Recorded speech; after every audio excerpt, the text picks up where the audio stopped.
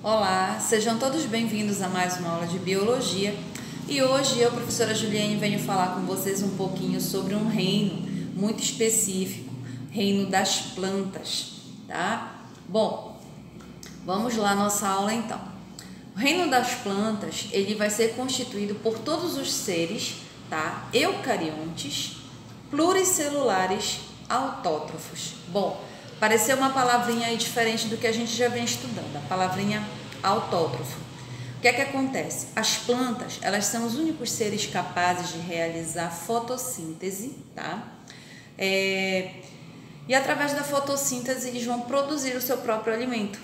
Por esse motivo eles recebem essa denominação, seres autótrofos, são aqueles seres que produzem seu próprio alimento. Aqueles que não produzem são chamados de heterótrofos, tá? Bom, as plantas elas vão ter uma pigmentação específica delas, das células delas, tá? Que é a clorofila, que ela vai ser encontrada dentro dos plastos. Os plastos são organelas celulares que só são encontradas em vegetais, certo? Além dos plastos, né, cloroplastos, no caso que são aqueles plastos que armazenam pigmentação verde, tá? Nós temos também a parede celular, que vai conferir uma certa rigidez, tá bom? Para que a planta consiga ter uma determinada sustentação, para que ela não se quebre com facilidade. Lógico que isso não é regra geral, porque nós sabemos que tem plantas que têm caules bem delicados, né? E a gente vai falar um pouquinho mais adiante sobre essa questão. Bom, quais são os representantes do reino das plantas, né? Assim como nós vimos representantes do reino Monera, Protista e Fungi, as plantas também têm os seus principais representantes. Dentre eles nós temos plantas sem sementes e plantas com sementes. Como são denominadas essas plantas que não possuem sementes? São chamadas de briófitas e pteridófitas. Quem são, gente, as briófitas? As briófitas são aquelas plantas bem rasteira, com aspecto de tapete verde, que a gente chama de musgos e hepáticas. Hepáticas por quê? Porque as folhas dessas plantas elas vão ter uma aparência do órgão, né? No caso da glândula, que é o fígado, tá bom? Elas têm essa semelhança. Então, esses são os exemplos das nossas briófitas. As briófitas elas foram vegetais que não possuem vasos condutores. Nós vamos falar disso mais adiante com mais detalhamento, tá? Por esse motivo, elas não conseguiram atingir um porte determinado, né? Um porte mais complexo, ok? E as pteridófitas, nós temos como exemplos as samambaias e as avencas. As samambaias a gente já conhece, elas são plantas usadas em ornamentação, né? Para ornamentar, enfeitar o ambiente. Vamos falar um pouquinho também delas mais adiante. Bom, esses dois são os dois grupos de plantas que nós consideramos plantas sem semente. Essa vai ser a característica principal desses grupos, tá, gente? Quando nós falarmos de características que diferenciam um grupo de planta do outro, nós temos que lembrar plantas com sementes e plantas sem sementes. Plantas sem sementes, briófitas e pteridófitas. Plantas com sementes, é o que nós vamos ver agora, nós temos dois grupos, gimnospermas e angiospermas.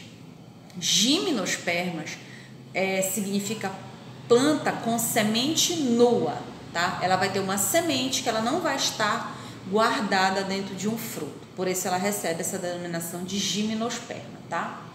Um exemplo de plantas com sementes nuas são os pinheiros, né? O nosso exemplo mais estudado é o pinheiro do Paraná, ele serve como exemplo principal. E ainda falando de grupos de plantas com sementes, nós temos as angiospermas, que vão ser aquelas sementes que vão estar guardadas dentro de um fruto, tá? Então, quando a gente fala de angiosperma, nós podemos citar qualquer tipo de planta que dê fruto, ok? Que produz fruto. Exemplos, nós temos diversos, né? Mangueira, cajueiro, laranjeira, abacateiro, macieira, oliveira, enfim, tá bom? São diversos as espécies de angiospermas espalhadas aí principalmente na nossa região, no nosso município, nós temos muitas angiospermas, tá? Bom, então, recapitulando, plantas sem sementes, briófitas, pteridófitas. Plantas com sementes, gimnospermas e angiospermas. Briófitas, exemplos de briófitas, musgos e hepáticas. Exemplos de pteridófitas, avencas e samambaias. Exemplos de gimnospermas, pinheiro do Paraná, aquela planta que tem a semente nua, não está dentro de um fruto. E angiospermas, bananeira, macieira, abacateiro, laranjeira, né, que são aquelas que a semente está guardadinha dentro de um fruto. Bom, como foi que se deu o processo evolutivo das plantas, né, dos vegetais? Tudo indica que começou a primeira fase com algas verdes, pequenas algas verdes, que foram evoluindo, deram origem às briófitas e às pteridófitas. Das pteridófitas surgiram as gimnospermas e as angiospermas, tá bom? As angiospermas já surgiram, né, por último, né, que vieram ocupar com grande abrangência toda essa parte verde do nosso planeta, né? Bom, acredita-se que os vegetais evoluíram a partir de um grupo de algas pluricelulares. Essas algas, elas não possuem raiz, caule, nem folhas. Professora, como assim? Plantas que não possuem raiz, caule, nem folha. Bom, falando das briófitas nessa situação, nós vamos dizer que elas possuem um rizoide, um cauloide e um filoide. São estruturas que elas não vão possuir exatamente a estrutura de raiz, caule e folha, pelo fato de não apresentarem vasos condutores. O que são vasos condutores? São aqueles vasinhos que vão levar da raiz até a folha a seiva bruta, são as águas e os sais minerais, tá? Trazer da folha para toda a estrutura do corpo da planta a seiva elaborada, que é o que a gente aprende lá na 5ª série, né? Bom, já falei, não possuem vasos condutores de seiva por serem, no caso das algas, por serem aquáticas, elas vão absorver substâncias por toda a superfície do seu talo, tá? Que vai ser bem permeável, vai se passar de célula para célula pelo processo que a gente chama de difusão, tá bom? Bom, os vasos condutores. Os vasos condutores, como eu falei para vocês, eles vão ser dois. Um que vai se encarregar de levar a seiva bruta e o outro que se encarrega de trazer a seiva elaborada. Que a gente vai ver lá adiante que eles recebem dois nomezinhos específicos, xilema e floema, tá?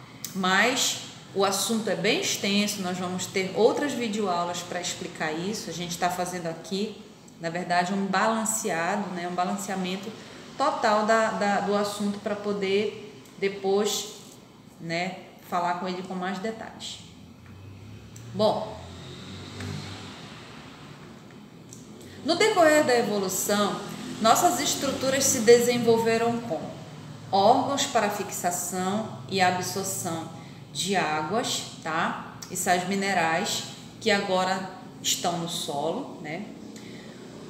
Também as plantas evoluíram e criaram uma epiderme com revestimento para impedir a desidratação, que nada mais é do que aquela casca, né, gente, ao redor da árvore, aquela casca grossa, bem espessa.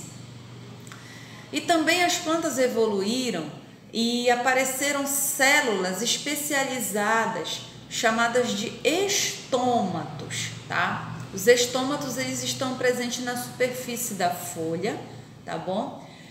E lá eles vão se abrir e se fechar. Para quê? Qual é a função dos estômatos? Permitir a troca gasosa. Como eu falei para vocês, as plantas realizam a fotossíntese. E é através desses estômatos que ela vai fazer a liberação do gás carbônico a liberação do oxigênio e a absorção do gás carbônico para a realização da fotossíntese, tá? Vai manter esse contato da planta com a atmosfera, né? Com essa troca de gases. Bom, e a reprodução das plantas? A forma de se produzir também modificou com o passar do tempo. As algas, por viverem em ambiente aquático, elas possuem gametas flagelados. Nós já falamos lá, quando a gente falou de reino protista, né? Seres que possuem flagelos, né? Nesse caso, vão ser os gametas que vão ser flagelados, para eles poderem se movimentar dentro desse meio aquático, encontrar o gameta feminino e promover a fecundação. Os vegetais também, por viverem em solos firmes, eles foram ao longo do tempo adquirindo outra forma de reprodução que nós vamos estudar nos próximos vídeos. Bom, gente, essa foi a nossa aula de hoje. Deixo aqui, tá, o meu grande abraço a todos vocês. Curtam o nosso canal, curtam a nossa aula, deixe o seu likezinho lá. Desde já um grande abraço e muito em breve nós estaremos de volta com as nossas aulas presenciais. Grande abraço a todos, boa aula, bom estudo.